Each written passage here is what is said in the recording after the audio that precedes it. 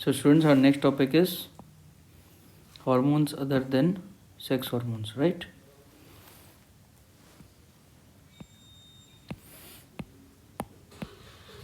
So हमारे body में और भी ऐसे ऑर्गन्स होते हैं जो हार्मोन्स रिलीज़ करते हैं। और भी ऐसे ऑर्गन्स होते हैं जैसे कि pituitary, thyroid, adrenal gland, pancreas, ठीक है। और टेस्टिस और ओवरीज तो होते ही हैं मेल फीमेल्स में। तो अगर मैं आपको पिट्यूटरी ग्लैंड को मास्टर ग्लैंड कहा जाता है एक, ठीक है, क्योंकि ये सारे ग्लैंड्स को कंट्रोल करता है।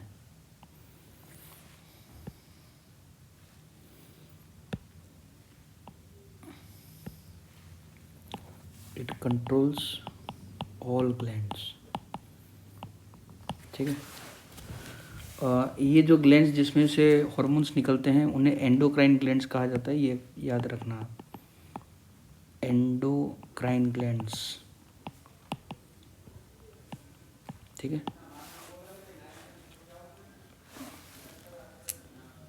नेक्स्ट है थायराइड ग्लैंड। इसके बाद देखो यहाँ नीचे आता है थायराइड ग्लैंड।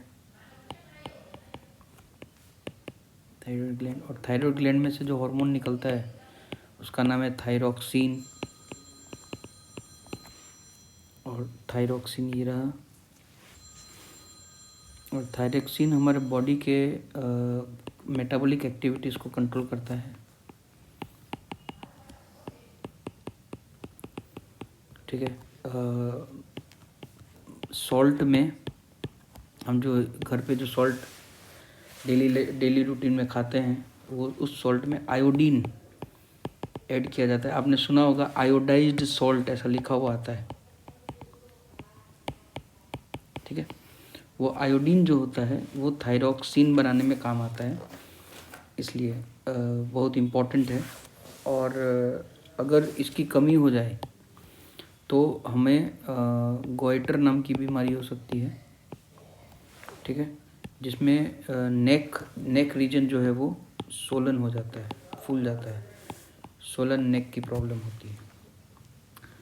आगे चलते हैं तो थोड़ा और अगर हम नीचे जाएं तो पेनक्रियाज आता है।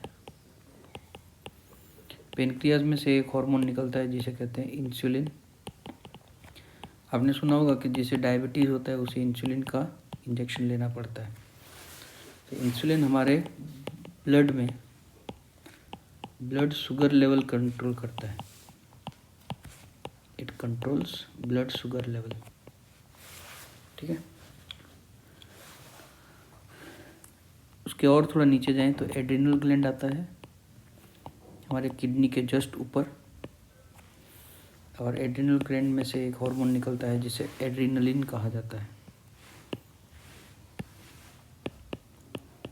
एड्रिनलिन, एड्रिनलिन हमारे बॉडी का इमरजेंसी हार्मोन है।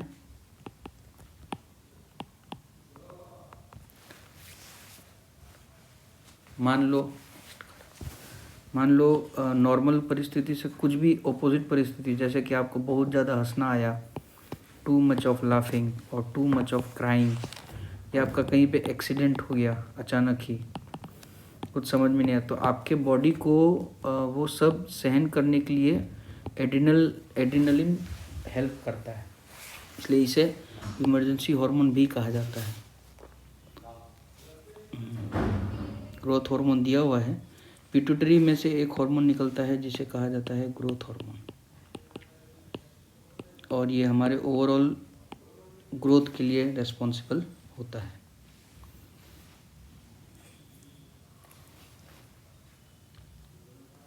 इंसेक्ट्स और फ्रॉग में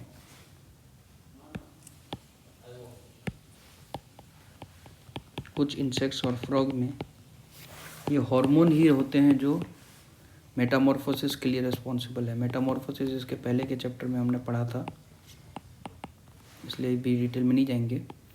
फ्रॉग में एटलीस्ट यहाँ पे दिया हुआ है, फ्रॉग में इन frog it is controlled by thyroxine. Thyroxine hormone जो है वो मेटामॉर्फोसिस को कंट्रोल करता है। सो ये है स्टूडेंट्स देखिए यहाँ भी लिखा हुआ है, in presence of iodine in water, if the water in which the tadpoles are growing does not contain sufficient iodine, tadpoles can not become adult. इसलिए आयोडीन बहुत इंपॉर्टेंट है। अच्छा, अब जो लास्ट टॉपिक बची वो है 10.9 रिप्रोडक्टिव हेल्थ, और वो हम डिस्कस करेंगे इसके बाद के वीडियो में। Thank you.